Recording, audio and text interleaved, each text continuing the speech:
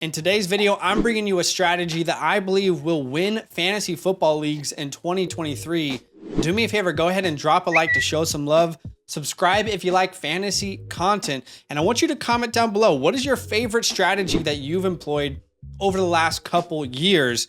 Now, just before we get into it, if you want help from myself, a direct DM, my partner Badaki, and more, then go ahead and sign up with our code LAND, L-A-N-D, at flockfantasy.com/land. If you choose that Mother Flocker tier, you're going to unlock what we call the Fantasy Hotline, which is a direct DM to us for advice all offseason. Okay, let me tell you about a strategy that I have been employing in best ball leagues, in my fantasy redraft leagues, in season PPR, with my home leagues.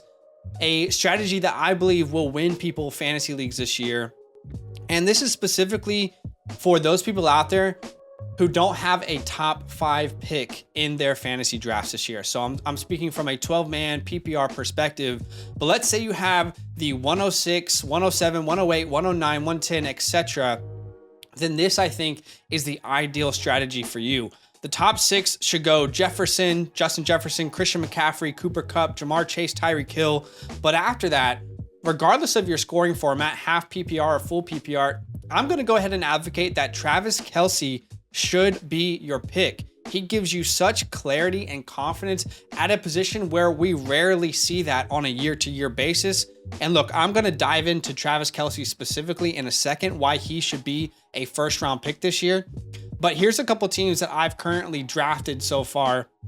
And Kelce has been my first pick at the 106 and the 107. So this first team is very running back focused. And that's really just because of how the board fell to me. I mean, you can feel free to look at the board, but in my opinion, running back was the best value when I was on the board making these picks. But for this league, I went Travis Kelce, 3 running backs that I feel good about, giving me a consistent floor and a high ceiling.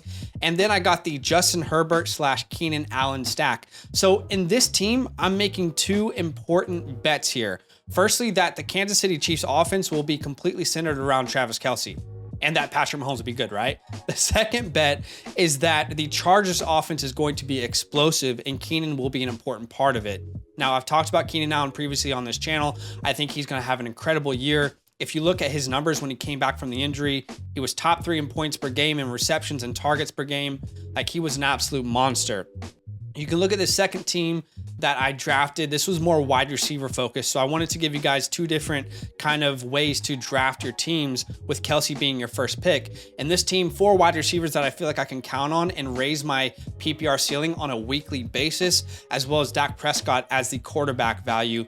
On this team, quarterback, wide receiver, and tight end are going to carry me, specifically Travis Kelce and those wide receivers in a PPR format. Then you look at Alexander Mattison, who's my RB1. Not, the sexiest RB1, but I just need 2 serviceable running backs.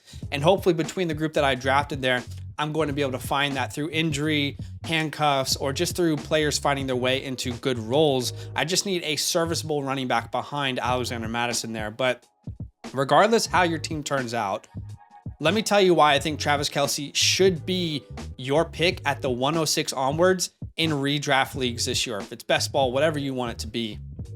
Best ball, you employ a lot of different formats, but with in-season formats, how can you differentiate your team from your league mates? What are some ways that you can do that?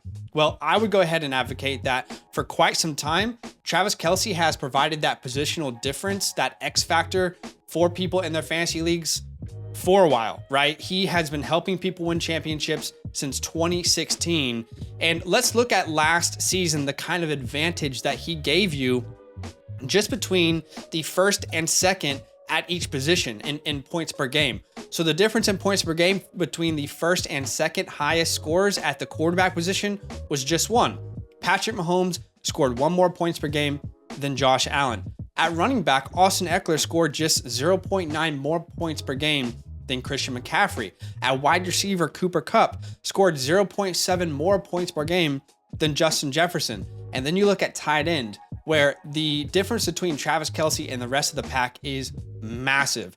Travis Kelce scored 5.2 more points per game than George Kittle, 5.2 more points per game.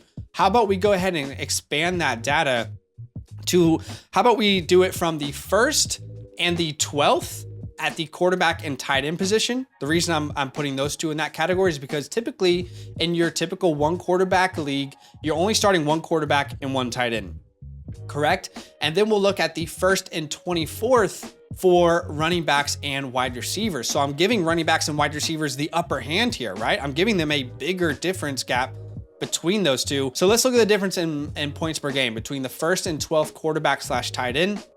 At quarterback, it's a 7.2 difference. At tight end, it's a 9.2 difference in points per game between Travis Kelce and whoever was the tight end 12 in points per game last year. Now let's do that for the running back and wide receiver position, but again, 1st and 24th in points per game. So running back, there's a difference of 9.8, and at wide receiver, there's a difference of 8.9 points per game. So you can see, if we only look at that data alone, then we are telling ourselves, okay, maybe it is good to bet on the RB1 over the tight end one in Travis Kelce this year. And, take that with a grain of salt, however you will. But the issue with relying on this running back discrepancy is that we historically are awful at drafting the right running backs. Specifically, we are really bad at predicting the RB1 in fantasy with ADP before the season. So let's dive into that for a second. And the ADP I'm going to show in this following research I've done is from the Fantasy Football Calculator website. But since 2018, 5-year sample, okay, I want to look at the previous season RB1. I want to look at the ADP RB1 for the season we're in and who actually finished as the RB1. Okay, so in 2018, Todd Gurley was the RB1 the year before. He was also the RB1 in ADP in drafts. Was he the RB1 that year? No, it was Saquon Barkley. And now the cycle continues. In 2019, Saquon, the previous RB1, the ADP RB1, Christian McCaffrey finishes as the RB1, and the cycle continues. In 2020, CMC, the previous RB1, the ADP RB1, Alvin Kamara finishes as the RB1. You can see there's a sort of trend here continuing. But then in 2021, again, the preseason ADP RB1, Christian McCaffrey is not who finishes as the RB1. It's Jonathan Taylor. In 2022, Jonathan Taylor was the RB1 in ADP, and Austin Eckler finished as the RB1. So you'll notice a couple things from this information. Firstly, we as a community absolutely suck at picking the eventual RB1 with ADP, right? We're not good at it historically. We always pick, the guy who finished RB1 the year before, and it almost never happens. Point is, there's a ton of variance there, right? Secondly, most years, the previous RB1 is who finished the previous RB1 that year. They're the RB1 in ADP the next year.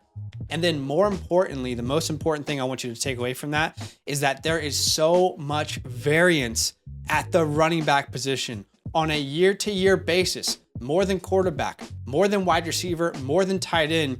The running back position has more busts, more variance, more people who hit a cliff, aging players who have, a bigger impact on destroying your team long term.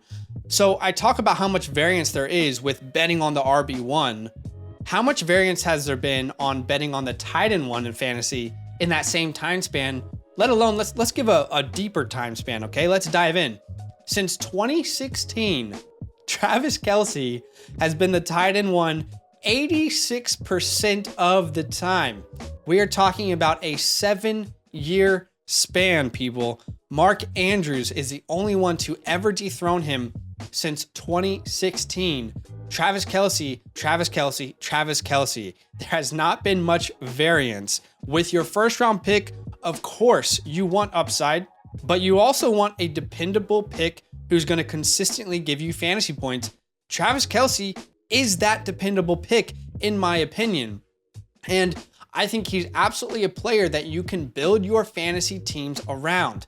A position that is so up and down, wishy-washy each year, you get Travis Kelce into your teams and then build the rest of your team around him. Weekly, it will give you an advantage. You will always be better at tight end than the person that you're facing in your matchups every single week, and you won't need to worry about it. And I can already hear people commenting down below saying, well, Travis Kelce is old.